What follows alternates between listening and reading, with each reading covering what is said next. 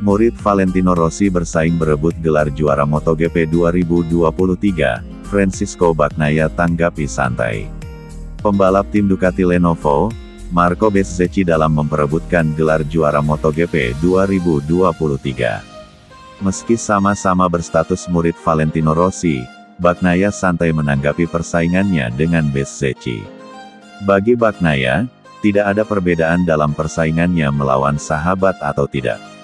Namun, karena punya hubungan dekat dengan Bezzecchi, Peko sapaan akrab Bagnaia merasa tak masalah jika punya masalah karena bisa diselesaikan dengan baik-baik.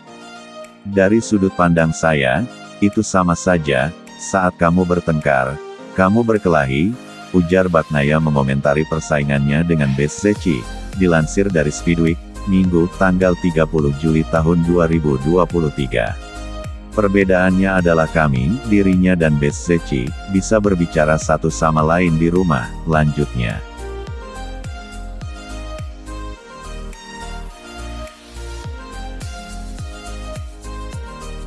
Penyebab Alvaro Bautista tak masuk 10 besar di Race 1 WSBK Ceko. Alvaro Bautista tak mampu memperlihatkan performa terbaiknya di Race pertama World Superbike WSBK Ceko pada Sabtu, tanggal 29 Juli tahun 2023. Dirinya gagal menyelesaikan balapan di zona 10 besar.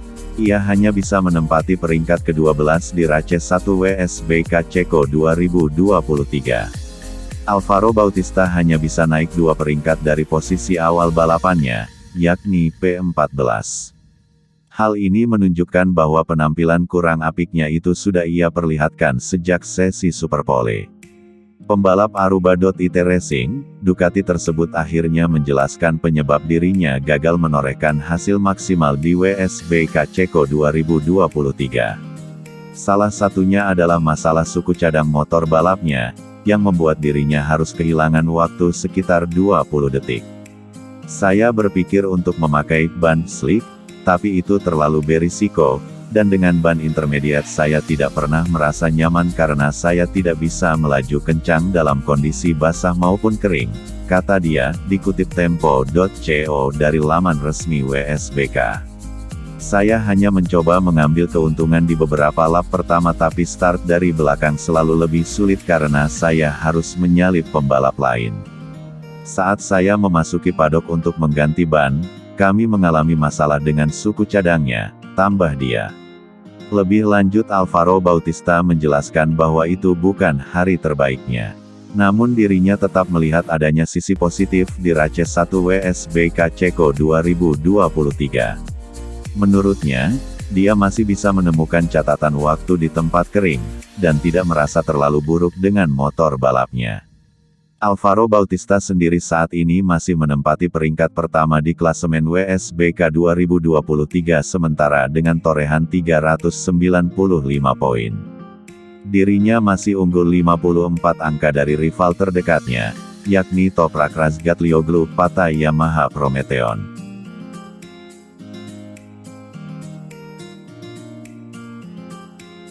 Rea peringatkan tak euforia tanggapi kemenangan perdananya di WSBK 2023. Kemarau panjang di World Superbike WSBK MOS berakhir buat Jonathan Rea dan Kawasaki, Sabtu, tanggal 29 Juli tahun 2023. Gembira pasti ada, tapi pembalap tersebut tak mau merayakan berlebihan. Rea mengendarai motor dengan taktik yang cerdas dan meraih kemenangan pertamanya musim ini. Di lintasan yang mengering, ia mengandalkan ban intermediate dan dengan demikian menyelamatkan dirinya dari pergantian ban. Di awal balapan, Rea menyerang dengan keras untuk melepaskan diri dari pembalap lain yang memakai jenis ban serupa. Taktik itu berhasil.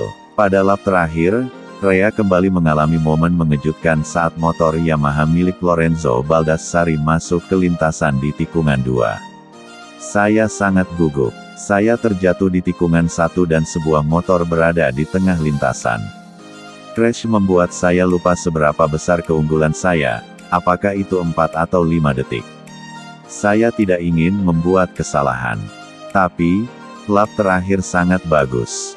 Jelas bahwa saya akan memenangi balapan jika saya tidak melakukan kesalahan bodoh. Selalu ada perasaan yang sangat menyenangkan ketika Anda keluar dari tikungan terakhir saat Anda mengibarkan bendera kota-kota pertama. Saya melihat mekanik saya di dinding pit. Perasaan yang sangat luar biasa, ujar pria Irlandia Utara. Sangat menyenangkan. Kami mengalami beberapa kesulitan saat ini, jadi kami harus mengambil setiap kesempatan yang ada dan kami berhasil melakukannya hari ini. Tim saya saat ini tidak mendapatkan podium dan kemenangan yang layak mereka dapatkan, sama seperti saya. Mereka bekerja sangat keras. Senang rasanya melihat semua orang begitu bahagia. Ini adalah kemenangan pertama Rea di Autodrome. Ini benar-benar luar biasa. Saya tidak memiliki hubungan yang baik dengan Moss. Saya lebih menyukai Brno, kata sang juara dunia WSB ke-6 kali. Dalam hal pemilihan ban, Rea punya insting bagus. Kendati demikian, ia mengalami kesulitan pada lap-lap awal saat bersaing di papan tengah. Saya selalu berusaha membuat keputusan yang tepat dan menghindari keputusan yang berisiko atau emosional. Tapi itu sulit karena kita tidak pernah tahu bagaimana cuaca akan berkembang. Bisa berubah dengan cepat, ucapnya. Pada awalnya, saya harus bersabar. Pembalap yang menggunakan ban hujan lebih cepat. Bassani sudah lolos. Saya tahu saya membuat pilihan ban yang tepat dan hanya harus menunggu balapan berkembang sesuai keinginan saya. Ketika saya melihat Bassani masuk pit, saya tahu balapannya sudah berakhir.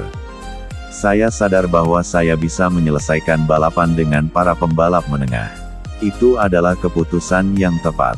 Saya yakin sejak awal bahwa itu adalah keputusan yang tepat. Saat saya unggul 10 detik, saya tidak ingin melakukan hal bodoh. Toprak Razgatlioglu makin mendekat menjelang akhir. Saya ingin bereaksi sedikit tetapi motornya sangat tidak stabil. Saya pikir itu adalah pengaturan yang terlalu lembut. Saya ingin mendorong sebanyak mungkin tanpa mengambil risiko. Rea tidak ingin melebih-lebihkan kemenangan di Moss. Kami harus berhati-hati, ia memperingatkan. Saya menang hari ini karena kondisinya aneh. Ini adalah balapan di mana pemilihan ban sangat penting. Dan kami membuat pilihan yang tepat. Kami harus menikmati momen ini, tapi kami juga harus menyadari bahwa kami bukan yang terbaik. Kemenangan itu datang pada saat pencapaian sangat dibutuhkan. Setelah balapan, Rea ditanya tentang rumor Yamaha. Juara dunia 6 kali ini belum membuat keputusan apakah dia akan memenuhi kontraknya dengan Kawasaki, berganti pabrikan, atau mengakhiri kariernya. Seperti yang saya katakan pada Kamis, rumor tetaplah rumor. Saya akan berbicara dengan tim dan keluarga saya selama liburan musim panas. Sejauh ini, saya belum membuat keputusan untuk tahun depan. Saya harus memikirkan banyak hal dari sudut pandang pribadi, ujar Rea. Dani Pedrosa sangat dihormati pembalap KTM MotoGP. Kenapa data telemetri Dani Pedrosa sangat disukai pembalap KTM MotoGP? Dalam beberapa pekan terakhir juga ramai dibicarakan soal masa depan Fernandes, mengingat kontraknya habis pada akhir 2023 dan KTM berniat memboyong Pedro Acosta ke MotoGP. Karena tidak ada ruang di tim pabrikan, talenta muda oto-oto harus mendarat di gas-gas Tech 3 menggantikan Augusto atau Espargaro. Tetapi Stefan Pierer, CEO Pierer Mobility AG, mengomentari situasi tersebut dalam sebuah wawancara dengan media Jerman, Speedweek. Kami ingin memberi Paul kesempatan untuk menunjukkan bahwa dia telah pulih. Jika dia baik-baik saja, dia juga akan membalap musim depan. Acosta akan mengendarai KTM MotoGP pada tahun 2024, jika diperlukan kursi tambahan akan kami atur sendiri. Kami telah memperpanjang kontrak Fernandes. Saya yakin tempat akan tersedia dan kami akan mampu bersaing dengan 5 pembalap kami. Di KTM mereka tenang, kita lihat apa yang terjadi. Upaya dengan LCR tidak berhasil, jadi perlu dipahami bagaimana KTM akan menyusun line-up pembalap yang akan tetap berada di luar formasi saat ini di grid. Sebagaimana kita ketahui, pada musim 2023, satu-satunya rookie yang berada di grid adalah Augusto Fernandes yang sejauh ini tampil cukup baik. Dia sejauh ini mengumpulkan 42 poin dan menempati posisi 14 klasemen. Hasil terbaiknya adalah tempat keempat yang diperoleh dalam balapan di Le Mans. Juara bertahan oto-oto itu bekerja keras untuk beradaptasi dengan KTM RC16 miliknya. Sayangnya, di tim gas-gas Tech 3 dia tidak mendapatkan memanfaatkan berbagi pengalaman dengan Pol Espargaro di paruh pertama musim. Hal itu juga akan berguna bagi pembalap berusia 25 tahun asal Madrid itu. Pol akan kembali balapan di Silverstone dan kita akan melihat apakah dia juga akan memberikan efek positif pada tim. Augusto Fernandes berbicara tentang pentingnya peran Dani Pedrosa di KTM. Jika Pol Espargaro sebagai rekan satu tim yang tak mampu membantunya, ada pembalap lain yang penting bagi Fernandes. Dia adalah Dani Pedrosa, test rider KTM. Augusto berujar, sejujurnya, yang paling membantu saya adalah ketika kami memiliki Dani Pedrosa di trek. Di tes di Malaysia dan di balapan Jerez. Dia mengendarai motor dengan tepat dan telemetri menunjukkan bahwa dia sangat cepat. Di Jerez dia secepat atau lebih cepat dari pembalap pabrikan, kata Augusto kepada media DAZN. Augusto Fernandes juga menjelaskan bahwa lebih mudah baginya untuk melihat data Dani Pedrosa dibandingkan dengan pembalap KTM lainnya.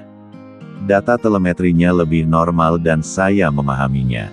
Ketika melihat data Brad Binder, saya melihat saat dia memasuki tikungan jauh lebih cepat dari saya, tetapi saya tidak bisa mengikuti gaya itu, katanya.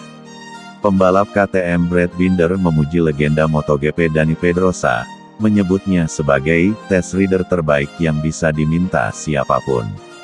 Pedrosa membalap di kelas utama antara 2006 dan 2018, menang 31 kali dan menjadi runner-up di kejuaraan dalam 3 kesempatan, di mana dia melakukan semua ini bersama Honda. Jack Miller juga menyebut Dani Pedrosa sebagai test rider terbaik di grid, setelah pembalap Spanyol itu menyelesaikan balapan sprint MotoGP Jerez di urutan ke-6. Dani Pedrosa melakukan pekerjaan luar biasa, pengalaman yang dia miliki di trek ini telah membantu kami dan melihat datanya telah membantu kami, kata Miller. Dani Pedrosa sangat dihormati pembalap KTM MotoGP. Kenapa data telemetri Dani Pedrosa sangat disukai pembalap KTM MotoGP? Dalam beberapa pekan terakhir juga ramai dibicarakan soal masa depan Fernandes, mengingat kontraknya habis pada akhir 2023 dan KTM berniat memboyong Pedro Acosta ke MotoGP. Karena tidak ada ruang di tim pabrikan, talenta muda oto-oto harus mendarat di gas-gas Tech 3 menggantikan Augusto atau Espargaro. Tetapi Stefan Pierer, CEO Pierer Mobility AG, mengomentari situasi tersebut dalam sebuah wawancara dengan media Jerman, Speedweek. Kami ingin memberi Pol kesempatan untuk menunjukkan bahwa dia telah pulih. Jika dia baik-baik saja, dia juga akan membalap musim depan. Acosta akan mengendarai KTM MotoGP pada tahun 2024, jika diperlukan kursi tambahan akan kami atur sendiri. Kami telah memperpanjang kontrak Fernandes. Saya yakin tempat akan tersedia dan kami akan mampu bersaing dengan 5 pembalap kami. Di KTM mereka tenang, kita lihat apa yang terjadi. Upaya dengan LCR tidak berhasil, jadi perlu dipahami bagaimana KTM akan menyusun line-up pembalap yang akan tetap berada di luar formasi saat ini di grid. Sebagaimana kita ketahui, pada musim 2023, satu-satunya rookie yang berada di grid adalah Augusto Fernandes yang sejauh ini tampil cukup baik. Dia sejauh ini mengumpulkan 42 poin dan menempati posisi 14 klasemen. Hasil terbaiknya adalah tempat keempat yang diperoleh dalam balapan di Le Mans. Juara bertahan oto-oto itu bekerja keras untuk beradaptasi dengan KTM RC16 miliknya. Sayangnya, di tim gas-gas Tech 3 dia tidak mendapatkan memanfaatkan berbagi pengalaman dengan Pol Espargaro di paruh pertama musim. Hal itu juga akan berguna bagi pembalap berusia 25 tahun asal Madrid itu. Paul akan kembali balapan di Silverstone dan kita akan melihat apakah dia juga akan memberikan efek positif pada tim.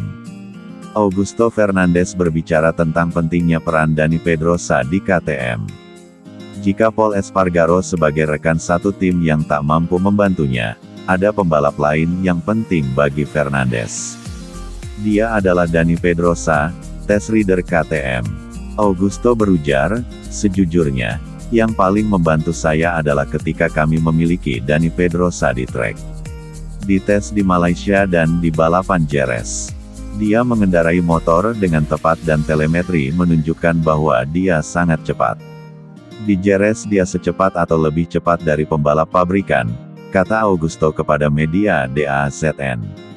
Augusto Fernandes juga menjelaskan bahwa lebih mudah baginya untuk melihat data Dani Pedrosa dibandingkan dengan pembalap KTM lainnya. Data telemetrinya lebih normal dan saya memahaminya. Ketika melihat data Brad Binder, saya melihat saat dia memasuki tikungan jauh lebih cepat dari saya, tetapi saya tidak bisa mengikuti gaya itu, katanya. Pembalap KTM Brad Binder memuji legenda MotoGP Dani Pedrosa, menyebutnya sebagai test rider terbaik yang bisa diminta siapapun. Pedrosa membalap di kelas utama antara 2006 dan 2018, menang 31 kali dan menjadi runner-up di kejuaraan dalam 3 kesempatan, di mana dia melakukan semua ini bersama Honda. Jack Miller juga menyebut Dani Pedrosa sebagai test rider terbaik di grid, setelah pembalap Spanyol itu menyelesaikan balapan sprint MotoGP Jerez di urutan ke-6. Dani Pedrosa melakukan pekerjaan luar biasa, pengalaman yang dia miliki di trek ini telah membantu kami dan melihat datanya telah membantu kami, kata Miller.